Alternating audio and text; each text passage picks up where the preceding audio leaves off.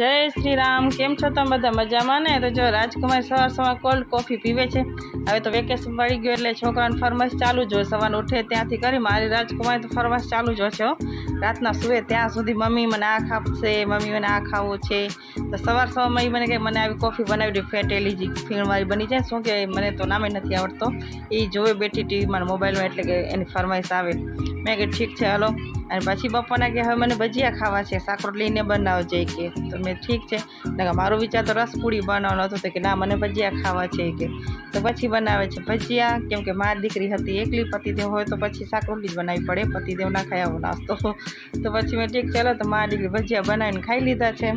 અને સવારના બેનને પીધી છે કોલ્ડ કોફી. અને પછી બપોરની હતી ફરમાઈશ ભજીયાની.